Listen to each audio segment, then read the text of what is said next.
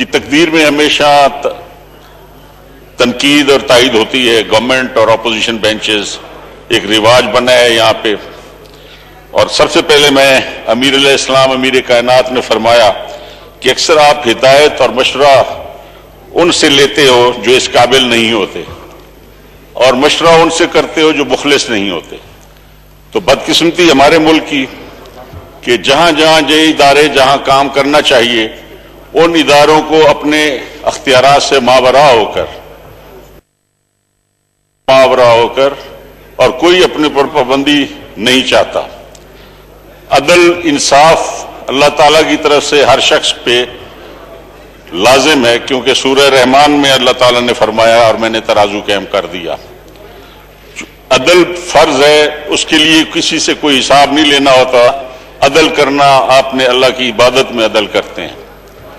Budget جب شروع ہوئے تو یہ ایک لمبی ہسٹری ہے. جب یہ شروع ہوا تو اس میں جاؤں گا تو کافی دیر لگ جائے گی. یہ کاشتکاروں کے لیے جب منڈیاں وجود میں آئیں تو دکانداروں نے پیسے اکٹھے کیے اور وہ جو زمیندار کی فصل لے کر آتے تھے گھوڑے کارٹس میں اور بیل، ان کی پانی پینے کی جگہ اور کاشتکاروں کے بیٹھنے کی جگہ اور ان منڈی کی ان دکانوں پہ صفائی اور جنس کو رکھنے کے لیے انہوں نے یہ حساب کتاب شروع کیا اور پھر یہ گورنمنٹس نے اپنا لیا. لیکن اب یہ حالت بن گئی ہے کہ اب بجٹ جو ہے اس میں بجائے اس کے کہ شفافیت ہو، وہ شفافیت نہیں رہی. ہر چیز کو چھپانے کے لیے اب بجٹ بن چکا ہے. صرف ایک بجٹ نہیں آتا بلکہ دو بعد کا 3 بجٹس آ جاتے ہیں، منی بجٹس آ جاتے ہیں، اور اب بھی ایک منی بجٹ آئے گا. تو کہاں گیا اس کا تقدس بجٹ کا؟ جناب اسپیکر، میں نہ اکانومسٹ ہوں، نہ میں کوئی اکاؤنٹنٹ ہوں، نہ میں اکانومسٹ ہوں، نہ اکاؤنٹنٹ ہوں، نہ مجھے کوئی حساب کتاب آتا ہے. میں ایک عوامی نمائندہ جو عوام کی دل کی بات اس ایوان میں جو اکثریت یہاں بیٹھی ہوئی ہے میں اس کی نمائندگی کرتا ہوں. اور میرا خیال ہے جتنی دفعہ میں ایم این اے بنا ہوں اگر دل کی بات نہ کروں تو کرونا بھی ہے، مرنا بھی ہے. اور اگر اس ملک کے اندر جو ہوا ہے یہ کھلواڑ کی باتیں جو ہوتی ہیں، یہ کھلواڑ سیاستدانوں کا نہیں ہے. سب سے پہلے سیاستدان اپنے ذہن میں یہ رکھ لیں کہ آپ کا یہ کھلواڑ نہیں ہے. جن سیاستدانوں کو ایبڈو کیا گیا تھا وہ کھلواڑ کرتے تھے. یہ وہ آپ کا بنایا ہوئے ہاؤسز ہیں جس میں کھلواڑ ہوتا ہے. اور یہ بجٹس جو ہیں اس میں پنک بک جب نہیں آئی تو وہ صحیح کہا سابق پرائم منسٹر صاحب نے کہ میں تو حیران ہوں کہ بجٹ کی اس تقریر میں جب پنک بک سامنے ہے ہی نہیں تو حساب کتاب تو میں بتا نہیں سکتا، لیکن لوگوں کی دلوں کی بات میں کر سکتا ہوں کہ کسان کے لیے آپ نے کیا کیا. ہمیشہ کوئی دنیا کا ماہر اقتصادیات دنیا کا بمائے ہمارے دوست شیخ صاحب حفیظ صاحب کے بتا دیں کہ پاکستان میں جی ڈی پی بغیر زراعت کے اگر بڑھ سکتی ہے تو بتا دیں. انڈسٹری آپ کی نہیں ہے، تجارت ہو نہیں سکتی. ایک مزدور اور ایک کسان ہے جو اس ملک کی بنیاد اور ریڑھ کی ہڈی ہے، جس کے لیے یہ بجٹ بنے تھے. آپ نے ان کو اتنے سال محروم رکھا کہ آپ نے جب دریاؤں کے سودے کیے تو وہ کوئی سیاستدان اس میں سودے میں نہیں تھا. جب انڈس ویلی ٹریٹی ہوئی تو اس وقت کوئی پولیٹیشین اس میں نہیں تھا. سب جنرلز تھے یا بیوروکریٹس تھے، سیاستدان نہیں تھے. اس اسمبلی کو جس طرح بار بار اس میں مداخلت کی گئی اور 11 سال یہ دروازے بند ہوئے اور پھر جو طریقہ کار اپنایا گیا اس کے ساتھ ہی تمام یہ جھوٹ اور فراڈ جو تھا یہ بجٹ کے نام پر لوگوں کے ساتھ ہوتا گیا اور چلتا آ رہا ہے. آج ڈیمز کے لیے جب ہماری گورنمنٹ نے پہلی دفعہ میاں نواز شریف کی گورنمنٹ میں برجیس طاہر صاحب کی سربراہی میں کمیٹی بنائی اور 2 ضلعوں کا پیسہ بھرا گیا بھاشا ڈیم کے لیے. پہلی دفعہ پیسے پورے 2 ضلعوں کا بھر دیا گیا آبادیوں کو. اور ڈیم بنانے کے لیے ابھی تک کوئی کنسورشیم نہیں بنا. 80 ارب روپیہ ابھی سابق پرائم منسٹر صاحب نے بتایا کہ مختص کیا گیا ہے. کیا وہ رزاق داؤد صاحب کو دیں گے کہ جو حصہ وہ بنا رہے ہیں وہ ان کو مدد کریں گے؟ لیکن اصل جو پاکستان کا ڈیم ہے جو پاکستان کے لیے لائف لائن ہوگا وہ تو بھاشا ڈیم ہے. اس پہ ابھی تک پانی کے نام پہ چیف جسٹس صاحب نے بھی کرتے رہے کہ جی پانی نہیں ملے گا، تو انہوں نے بھی یہ پیسے لیے عوام سے، اور ابھی تک اس کا کوئی نام نہیں۔ چائنا کو کہا جاتا دوست ملک ہے، وہ بنائے گوادر کے جیسے آپ کے معاہدے ہوئے سی پیک میں، اسی طرح اس ڈیم کے لیے بھی آپ پیسے مختص کرتے یا کنسورشیم بنتا ہے، یا اس بجٹ میں صرف حوصلہ دیتے کہ جناب اسی سال کنسورشیم بنے گا، اسی سال یہ ڈیم شروع ہو جائے گا، آپ سارا پیسہ کسان سے لے لیں، اور پیسے بھی آپ لے رہے ہیں، ہر ٹیکس ہم دے رہے ہیں۔ ڈیزل مہنگا آپ نے کسانوں کے لیے کیا، کیونکہ سب سے زیادہ ڈیزل کا خرچہ جو ہے وہ کسان کرتا ہے۔ جناب والا، میرے والد ایک عام ذمہ دار تھے، مجھے کہا کرتے تھے کہ تم ایوانوں میں بیٹھتے ہو، یہ ملک زراعت پیشہ ملک ہے، میں ذمہ دار ہو کہ تمہیں کہتا ہوں کہ جب بھی کسی میٹنگ میں بیٹھو گندم اس ملک میں مہنگی مت ہونے دینا، یہ گورنمنٹ سبسڈی دے، بجلی کے ریٹ گندم کے کاشتکار کو کم کرے، کھاد میں کم کرے، لیکن کیوں کہ یہ پاکستان کا جو 80% آبادی ہے وہ 8 روٹیاں ڈیلی کھاتا ہے ایک بندہ، 2 ناشتے میں، 3 دوپہر کو، 3 رات کو۔ آپ تو پتہ ہے کہ ہمارے لوگ گندم کے سوا گوشت کم کھاتے ہیں، سبزی کم کھاتے ہیں، دودھ سے کھا لی، چائے کی پیالی سے، پیاز سے، نمک سے، اور وہ گندم کھاتے ہیں۔ اور آج گندم آپ دیکھیں کہ 2 مہینے ابھی نہیں ہوئے 2000 پہ چلی گئی ہے۔ آپ نہیں روک سکتے مزدور کو کہ وہ مزدوری نہ بڑھائے، کیونکہ اور سب پہ آپ چیک کر سکتے ہیں، لیکن مزدور کی مزدوری وہ اپنی مرضی سے بڑھا لیتا ہے کہ جناب روٹی مہنگی ہو گئی ہے۔ اسی طرح جیسے کہ ٹرانسپورٹر جو ہے وہ تیل مہنگا ہو تو کرایہ بڑھا لیتا ہے، اور کم ہو جائے تو کم نہیں کرتا، لیکن مزدور فوراً کہے گا کہ جناب آپ کسی کو بلائیں مزدور کو ایک دن کے لیے، کہے گا جی گندم اب 2000 پہ چلی گئی ہے، میری مزدوری اب 1500 روپیہ ڈیلی ہوگی، 2000 ڈیلی ہوگی۔ پہلی دفعہ ہی 2000 پہ گندم خریف میں چلی گئی ہے۔ جناب اسپیکر، صرف ذمہ دار اس ملک کا وارث ہے، اس ملک کی بنیاد اور اس ملک کی روح ہے۔ اس کو جتنی بھی مراعات آپ پانی میں دیں گے، آپ فصلوں میں، زراعت میں اور ریسرچ میں دیں گے، لیکن آپ دیکھیں جناب اسپیکر کہ آج تک ہمیں کاٹن کا سیڈ پاکستان کی ریسرچ انسٹیٹیوٹ نہیں دے سکے۔ ہمیں گندم کے لیے بکھر کی ایک سائنٹسٹ نے، ایگریکلچر سائنٹسٹ نے ابھی اچھا بیج دیا، اس کو انہوں نے اٹھا کے وہاں سے تبدیل کر دیا، جو اس کے پائپ لائن میں اب تھے، میں نے اس سے بیج لیا جناب اسپیکر، اس سے ٹیلی فون کر کے، میری 60 من ایکڑ ہوئی ہے جی، پہلی دفعہ۔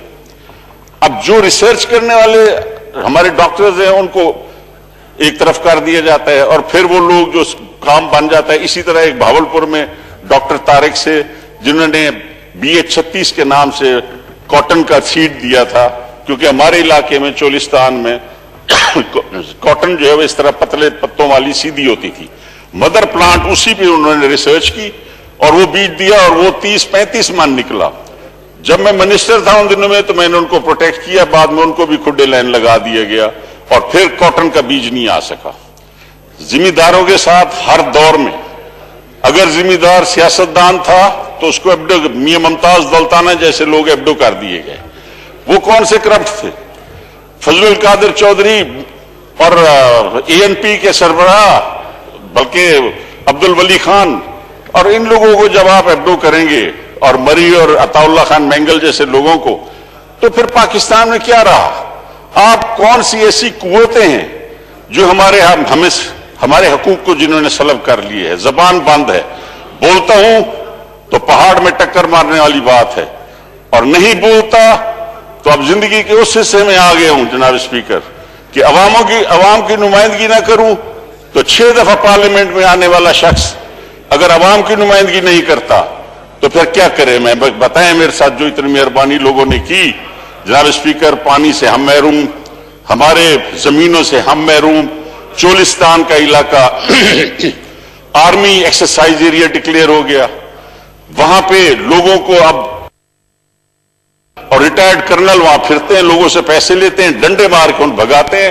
800 سال سے لوگ جن زمینوں پہ قابض تھے جناب اسپیکر، آج حال وہ ہے جو ریڈ انڈینز کے ساتھ ہو رہا تھا کہ ریڈ انڈینز کی زمینوں اور چراگاہوں کو ختم کر دیا گیا، جو ایبوریجنیز کے ساتھ آسٹریلیا میں ہوا، آج چولستان اور بھاولپور کے زمینداروں کے ساتھ اور بلکہ ان آبادیوں کے ساتھ جو رقبے کمانڈ رقبے ہیں ان پر بھی آ کر اب آرمی نے قبضے کر لیے ہیں۔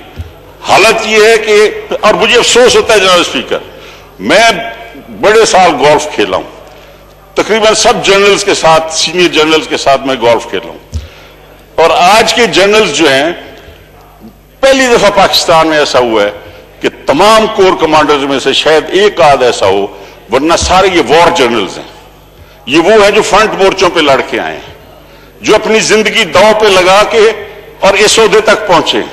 آج یہ وہ جنرلز ہیں جن سے ہندوستان ڈرتا ہے، یہ پاکستان کی وہ ایئر فورس ہے جو ہندوستان ڈرتا ہے، لیکن افسوس یہ کہ ہمارے جیسے لوگوں پر جب اگر آپ ڈیوٹی پہ لگا دیں گے فوج کو اور کان پکڑ کے بیٹھ کے نکلوائیں اور آپ ان کے پکٹس پہ اگر آرمی کو بٹھا دیں گے جہاں تھانے داری کی جاتی ہے، تھانے دار کا کام اور ہے، محافظ کام کا کام اور ہے۔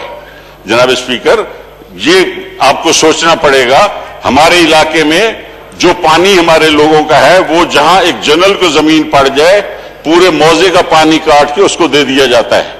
میں نام نہیں لینا چاہتا کیونکہ میرا وہ علاقہ ہے، وہاں سارے جنرلز کی زمینیں ہیں، میرا وہ علاقہ ہے جہاں پہ اس وقت ایبریجنیز اور ریڈ انڈینز والا حال چولستان کا اور ہمارے سرائکی لوگوں کا ہو رہا ہے۔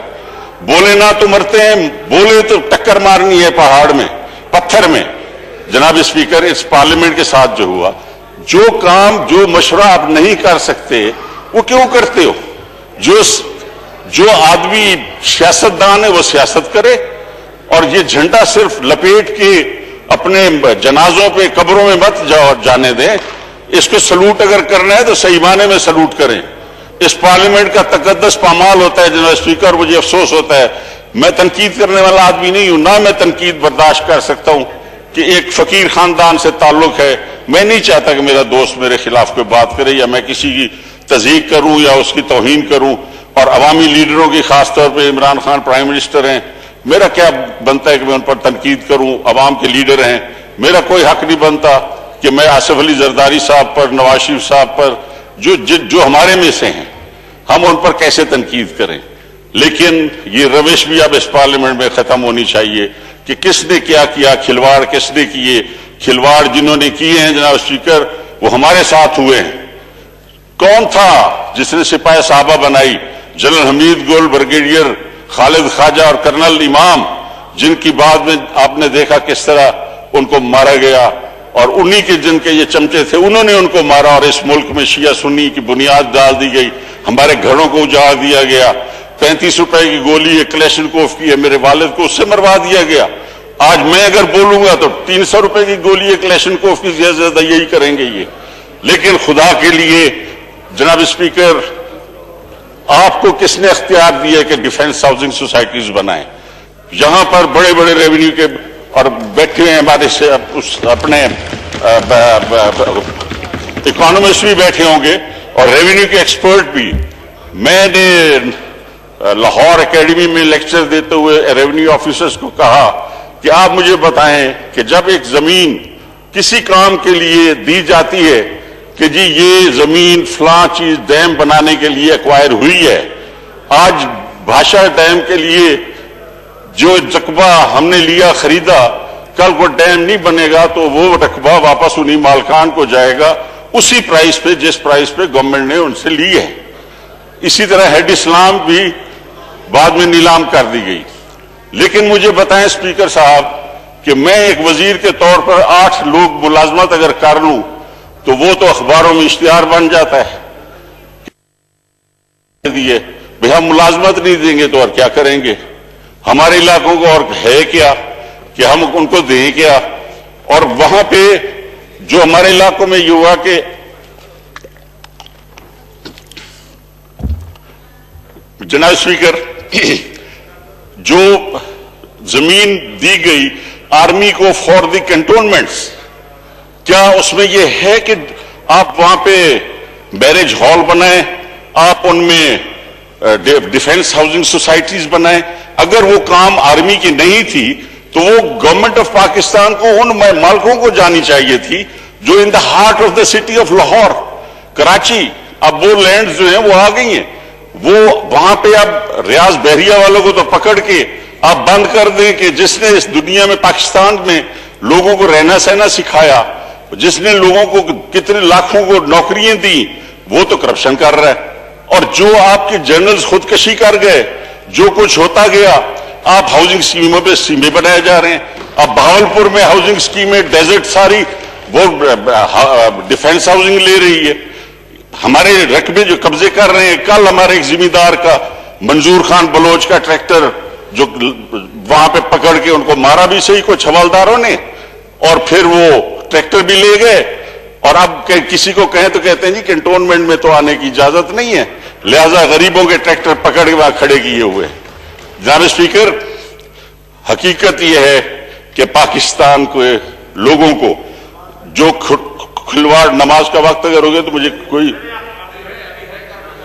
पीरजादा साहब 8 मिनट रह गए नमाज में, 1 बजे नमाज ठीक है सर, मैं 8 मिनट में बंद कर दूंगा। जनाब स्पीकर, मैं काफी मुद्दत से सोचता था कि दिल की बात अगर नहीं करता तो इतनी दफा एमएनए बनने के फायदा कोई नहीं।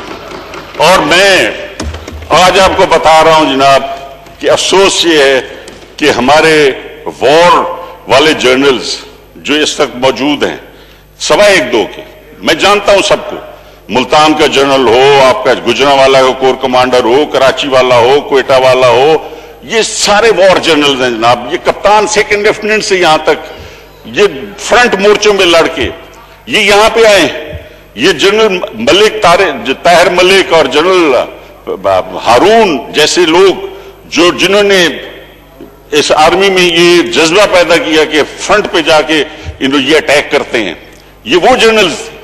लेकिन मुझे अफसोस है सर कि इस वक्त जो नीचे हो रहा है उससे इस आर्मी को कोई फायदा नहीं। लोगों के दिलों में अब वो इज्जत और एहतराम नहीं रहा। मैं अफसोस से कहता हूं, मेरे ये मुहाफिज हैं, मेरे मुहाफिज हैं, ये हमारे घरों को तो उजाड़ा है, कम अज कम बस सरहदों पे तो मेहरबानी करो। ये जो कुछ हो रहा है, एटम बम हमने भूख मर के बनाया और वो एटम बम इसी काम के लिए अब आ रहा है कि उसको छीनने के लिए जो साजिश हो रही है उसमें सब शामिल हुए हैं। क्या इस मुल्क का पूरा अपने मिलिया मेट कर देना है सब कुछ, ताकि वो कल को कहें न्यूक्लियर प्रोग्राम जो है वो बंद करो और ये अपने बम हमारे जमा करो और चलो भाग जाओ। जनाब स्पीकर, मैं आपको देख रहा हूं कि शायद आप मुझे कहने वाले, तो इससे पहले कि आप मुझे कहें, मैं इतना सीनियर पार्लियामेंटेरियन हूं कि मैं आपसे तकाजा भी नहीं करूंगा, फिर मौका मिलेगा प्रेसिडेंशियल एड्रेस पे। प्रेसिडेंशियल एड्रेस पे भी मैं बात करना चाहता था, क्योंकि ये चीजें प्रेसिडेंट की स्पीच में आनी चाहिए कि इदारे अपने कंट्रोल में रहे। आपने जो कुछ सुप्रीम कोर्ट में होता रहा, पीसीओ जजेस आते रहे, वो फैसले होते रहे, सब हमारे खिलाफ हुए, अवाम को पीसा गया। खुदा के लिए आप अवाम को मत पीसें जनाब स्पीकर। आपकी कुर्सी एक बहुत तकद्दस वाली कुर्सी है। या फखर इमाम जैसे स्पीकर और मिराज खालिद जैसे और गौहर खान जैसे स्पीकर जिन्होंने यहाँ पे बेहतरीन अवाम की नुमाइंदगी की, आप भी कोशिश करते हैं। मैं आपका जो आपके अंदर एक जज्बा है वो ठीक है, लेकिन बाज़ औक़ात आप तनकीद भी करनी चाहिए, आप थोड़ी सी साइड लेते हैं। अगर स्पीकर सूरी साइड न ले स्पीकर बन सकता है। बड़ी मेहरबानी, शुक्रिया। बहुत शुक्रिया जी, बहुत शुक्रिया जी।